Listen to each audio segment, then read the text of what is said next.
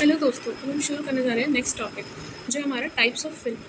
तो medical imaging is becoming extremely technical and sophisticated and this is reflected in the number of variety of films that are now available. बहुत सारी variety of film मिल चुकी है। When combined with various film formats offered more than 500 selections are possible in addition to screen film. तो screen film के अलावा हमारे पास कौन कौन से और हैं?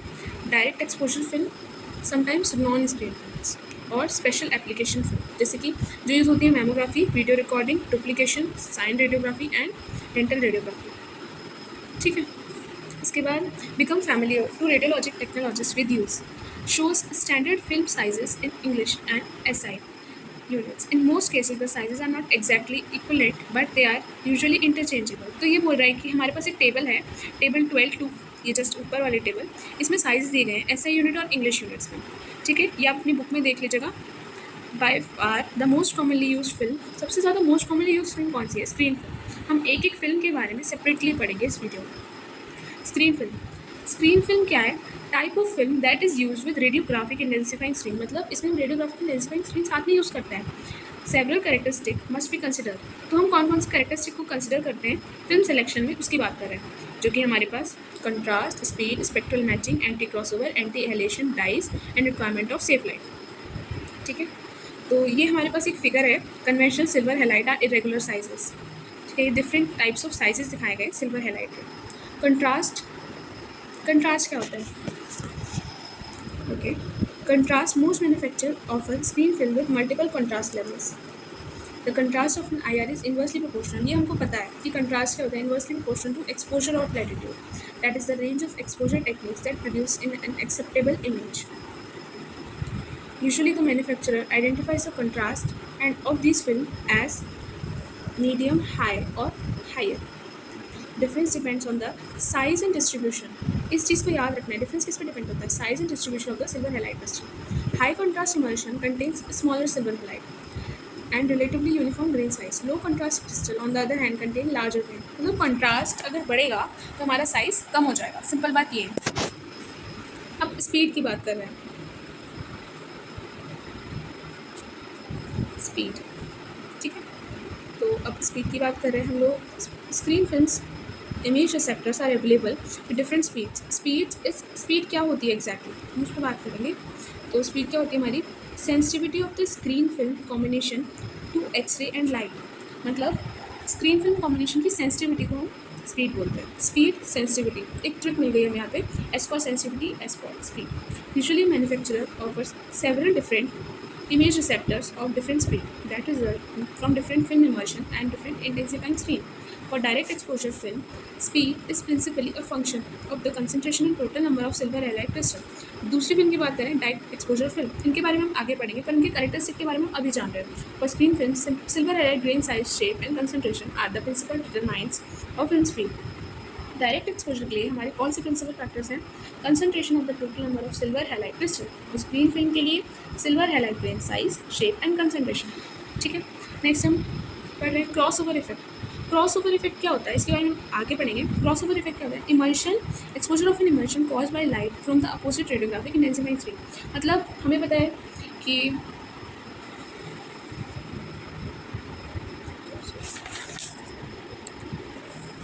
when light crosses over the face and it causes increased blurring of the image.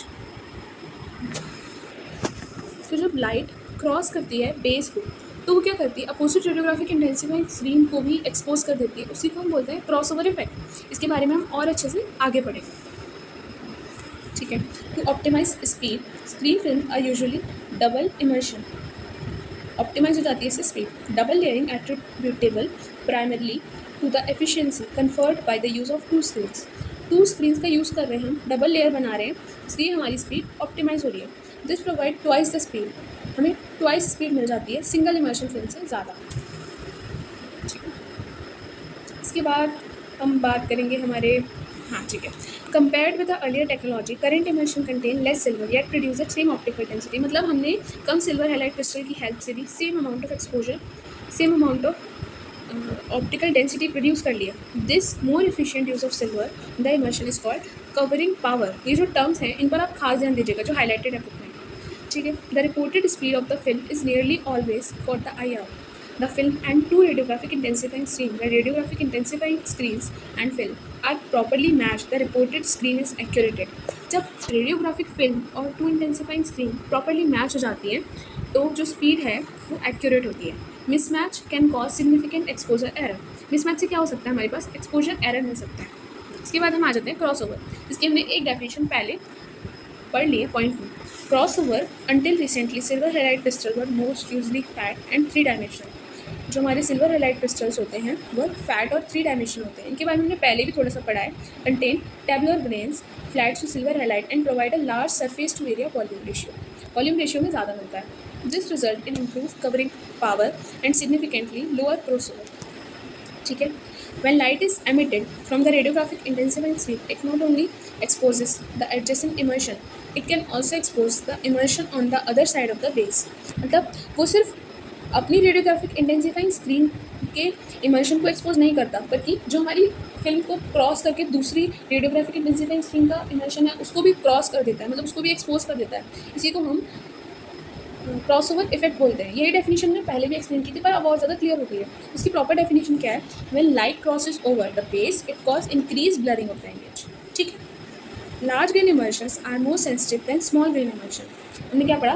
जो लार्ज ग्रेन इमर्शंस हैं वो मोर सेंसिटिव है, मतलब उनकी स्पीड ज़्यादा होगी. ठीक है. ठीक है. Tabular emulsions reduce cross over effect. Tabular emulsion से क्या होता है? क्रॉस ओवर इफेक्ट कम हो जाता है. ठीक है. Covering power is increased, which relates not only light absorption from the screen, which is increased, but able to light transmitted through the immersion to cause crossover, which is reduced.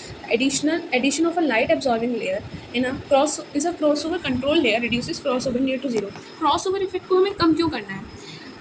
तो जो crossover effect है उसकी वजह से हमारी opposite layer जो है वो भी expose हो रही है. ठीक है. तो उसको कम करने के लिए हम किसका यूज़ करते हैं? हम लोग यूज़ करते हैं क्रॉस ओवर कंट्रोल लेयर का, जो रिड्यूसेस करती है क्रॉस ओवर. कहाँ तक? जीरो तक. मतलब आप सोच रहे हो कि हम बस एक क्रॉस ओवर लेयर ऐड कर देंगे जिसकी वजह से जो क्रॉस ओवर इफेक्ट है वो जीरो हो जाएगा. Cross over control layer has three critical characteristic. अब तीनों को याद रखना है. Most of the cross over light, ठीक है, does not diffuse into immersion but remains as a separate layer. Immersion में जाके मिलती नहीं है. It is completely removed during processing. जब हम प्रोसेसिंग करेंगे तो completely remove हो जाएगी, नहीं तो हमारी जो प्रोसेसिंग प्रोसेस है उसमें प्रॉब्लम आएगी ना. ठीक है. अब नेक्स्ट हमारा पॉइंट है स्पेक्ट्रल मैचिंग. Spectral matching. ठीक है. Perhaps the most important consideration in the selection of modern screen film is spectral absorption. इसने क्या बोला है? Most important हमारे पास क्या है? Spectral matching. क्यों? Since the introduction of rear of the screen in 1970s, radiologist technologists must be particularly careful to use the film whose sensitivity to various colors of light, its spectral response. तो spectral response की definition क्या है? ये properly match होनी चाहिए spectrum of light emitted by the screen से. ठीक है. क्यों होनी चाहिए? क्योंकि इसके बारे में हम आगे पढ़ेंगे. सेंसिटिविटी टू वेरियस कलर्स को हम बोलते हैं spectral response of the light, और ये मैच होनी चाहिए हमारी स्पेक्ट्रम से. Rare screens made with earth rare metal atomic number 57 to 71. Calcium tungstate screen. अब बहुत इंपॉर्टेंट पॉइंट है. Calcium tungstate screen which emit blue and blue violet light have been largely replaced with the rare screen which are faster, क्योंकि उनकी speed faster होती है. Rare earth phosphor क्या करते हैं? हमारे पास ultra violet, blue and red light को एमिट करते हैं. ठीक है. इसके बाद all silver halide response to violet and blue light but not to the green and yellow light unless they are specially spectrally sensitised. The green emitting light are used. They should be matched with a film. This is sensitive not only to blue light but also to green light. Such film is ऑर्थोक्रोमेटिक. अब spectral sensitivity के basis पर हमें 3 classifications मिले हैं, पर book में सिर्फ 2 के बारे में लिखा हुआ है. जो ग्रीन एमिटिंग लाइट के लिए सेंसिटिव होते हैं, जो 2 लाइट्स के लिए सेंसिटिव होते हैं वो ऑर्थोक्रोमेटिक, जो पूरी विजिबल लाइट स्पेक्ट्रम के लिए सेंसिटिव होते हैं वो पैनक्रोमेटिक, और जो सिंगल लाइट के लिए होते हैं वो मोनोक्रोमेटिक. ये आप याद रखिएगा, इंपॉर्टेंट क्वेश्चन है. ऑर्थोक्रोमेटिक, पैनक्रोमेटिक और हमें एक और मिल जाता है monochromatic. Shows the spectral response of the blue. अब जो हमारा फिगर 12.6 है वो हम देखेंगे अभी. Blue sensitive film should be used only with the blue और violet ultra violet emitting screens. Green sensitive film usually is expose with green emitting screen. तो जो सेंसिटिव फिल्म है वो उसी स्क्रीन के साथ जा रही है. ठीक है. A film with sensitivity only in the ultraviolet and blue regions of the spectrum are used with green sensitive screen. तो इमेज रिसेप्टर की जो स्पीड है, ये बहुत इंपॉर्टेंट पॉइंट है, इमेज रिसेप्टर की जो स्पीड है वो ग्रेटली रिड्यूस हो जाती है और जो पेशेंट डोज है वो इंक्रीज हो जाता है. स्पेक्ट्रल सेंसिटिविटी मैच ना होने से ये सब होता है. मैंने आपको पहले बोला था कि क्या होता है, उसका आंसर यहाँ लिखा हुआ है. प्रॉपर स्पेक्ट्रल मैचिंग क्या रिजल्ट करती है? Selection of the correct screen film combination. Okay. Next आता है हमारे पास रेसिप्रोसिटी लॉ. इसमें क्या होता है? Total exposure of the film would not depend on the time taken to expose it. This is the definition of reciprocity law which can also stated as follows. अब इसमें इन्होंने सिर्फ डेफिनेशन बता दी है. एक बार में पढ़ने से मुझे भी नहीं समझ आया था, पर मैं आपको समझाऊंगी, आपको आ जाएगा. तो इसमें ये डेफिनेशन है कि ये एम ए और एस दोनों पे डिपेंड कर रहा है, सिर्फ एम ए पे नहीं या सिर्फ टी पे नहीं. मतलब अगर हमारे पास शॉर्ट टी हो जाएगा और हाई एम ए हो जाएगा तो भी सेम एक्सपोजर आएगा, और शॉर्ट एम ए और हाई टी हो जाएगा तो भी सेम एक्सपोजर आएगा. ठीक है. इसके बाद हम बात करेंगे reciprocity law is true for film exposed directly to the X-rays. Industrial radiographers do not have to compensate for this effect. The reciprocity law fails when film is exposed to light from radiographic intensifying screen. Very long or very short exposure times produce a very lower OD. Optical density that is predicted by the reciprocity law. Very long or very short exposure produce a lower optical density. ठीक है. इसके बाद हम बात करेंगे हमारा, पहले इस पेज के डायग्राम्स पर आ जाते हैं. Cross over occurs when screen light crosses the base of the opposite emulsion. जब बेस को क्रॉस करके दूसरी इमल्शन तक पहुंच रही है लाइट, तो उसे क्रॉस ओवर बोल रहे हैं. अब हमने क्रॉस ओवर कंट्रोल लेयर लगा दी, ये वाली लेयर, ये जिसकी वजह से जो हमारा क्रॉस ओवर है वो पूरी तरह कंट्रोल हो गया. कितना? 0 तक. ये हमने अभी बात की है. ठीक है.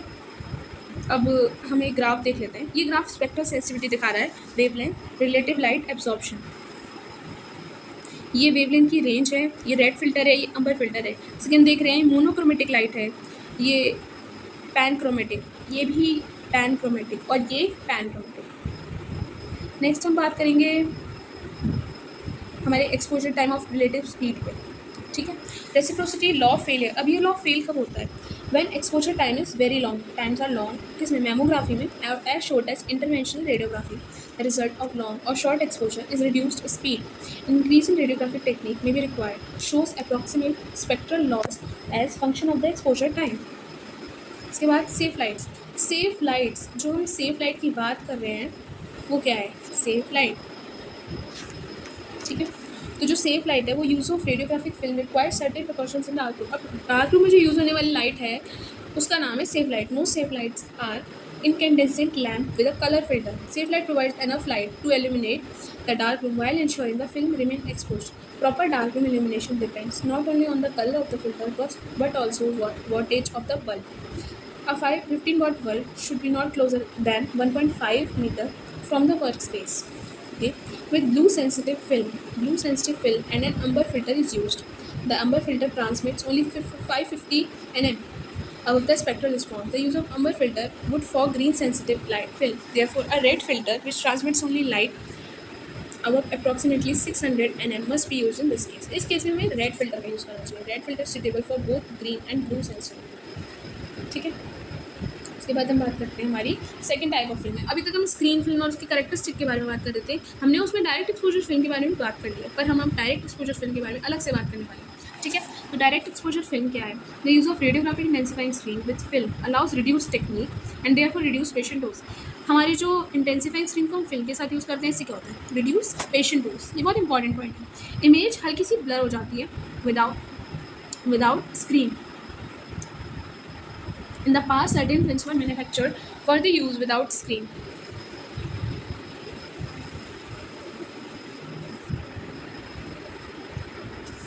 Such as hands and feet that have high subject contrast and present a low radiation risk. Most extremity examination now use 5-grain high detail screens and double immersion film as the IR. The emulsion of a direct exposure film is thicker than that of the screen film. It contains higher concentration of silver halide crystal to improve direct X-ray interaction. तो जो हमारी direct exposure film है वो क्या होता है? जो हमारी विदाउट स्क्रीन फिल्म है वो है, उसका यूज़ हम कहाँ करते हैं? Fine grain high detail screens में. ठीक है. उसके बाद आती है हमारी next film, next type of film जिसका नाम है मैमोग्राफी फिल्म। मैमोग्राफी सबसे पहले परफॉर्म की गई थी industrial grade pay, double emulsion direct exposure film. इसके बाद है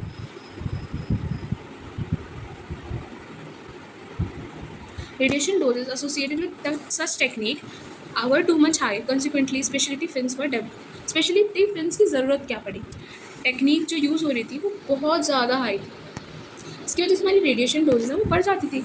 मैमोग्राफी फिल्म क्या है, सिंगल इमर्शन फिल्म है, single emulsion film design to expose with single radiographic intensifying screen. All currently available mammography screen film system use green emitting terbium doped gadolinium oxysulfide screens with the green sensitive film. The surface of the base opposite the screen is coated with a special light which is transmitted through the emulsion and base. This effect is called halation and absorbing dye is called anti-halation। ठीक है, तो इसके बारे में समझाते हैं। देखिए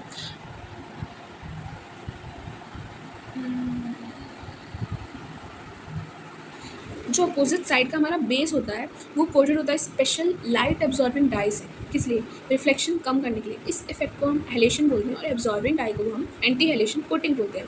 anti halation coating on all single emulsion screen film, not just mammography film, मतलब सारी सिंगल इमल्शन फिल्म में हम एंटी हेलेशन कोटिंग यूज़ करेंगे। ठीक है, the coating is removed during processing for better viewing. अब हैंडलिंग एंड स्टोरेज, ये बहुत ही छोटा सा टॉपिक है, इसमें मैं आपको इंपॉर्टेंट पॉइंट्स बताती हूँ। इंपॉर्टेंट हैंडल इम्प्रॉपर हैंडलिंग और storage result in poor radiographs with artifacts. ठीक है, अब जो रेडियोग्राफिक फिल्म हैं उनको हैंडल विद केयर करना पड़ता है। वो क्या होनी चाहिए, बेंड नहीं होनी चाहिए, सीज नहीं होनी चाहिए, जिसकी वजह से रफ हैंडलिंग हो जाती है। क्लीन हैंड्स का यूज़ करना चाहिए और हैंड लोशंस को अवॉइड करना चाहिए। ठीक है, इम्प्रॉपर हैंडलिंग और processing can cause artifacts, mark और spurious images that sometimes appear on the process radiograph. अब इसने आर्टिफैक्ट्स की डेफिनेशन खुद ही बताती है। मार्क्स और स्पूरियस इमेजेस, जो स्पूरियस इमेजेस होती हैं वो प्रोसेस रेडियोग्राफ पे आ जाती हैं। Radiograph film is pressure sensitive, radiograph film बहुत ज़्यादा प्रेशर सेंसिटिव होती है। सो रफ हैंडलिंग और the imprint of any sharp object such as finger nail produced as an artifact, बहुत जल्दी इस पर आर्टिफैक्ट आ जाता है। इसके बाद हम पढ़ेंगे हीट एंड ह्यूमिडिटी के बारे में। इसमें इंपॉर्टेंट पॉइंट्स हैं कि जो हमारा रेडियोग्राफिक फिल्म है उसे स्टोर करना चाहिए temperature lower than approximately 20 degree Celsius.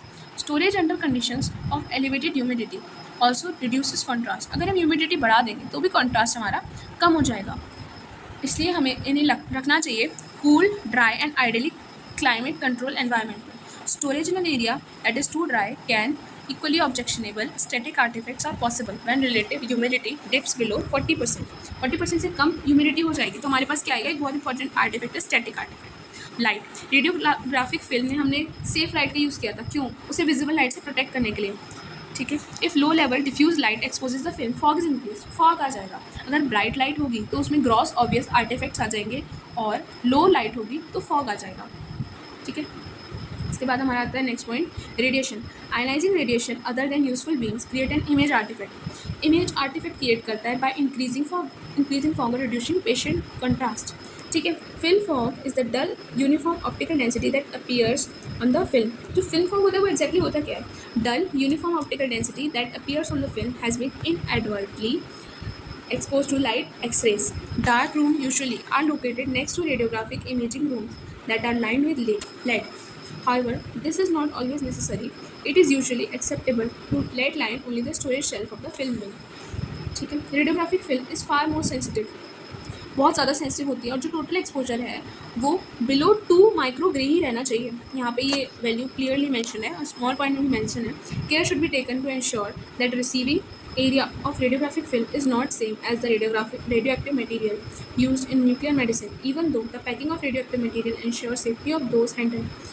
The low level radiation emitting can fog radiographic film in the radioactive material and film are stored together or even for a short time. So thank you। अब हम next topic जो है हमारा formation of latent image, ये हम next video में cover करेंगे। Thank you.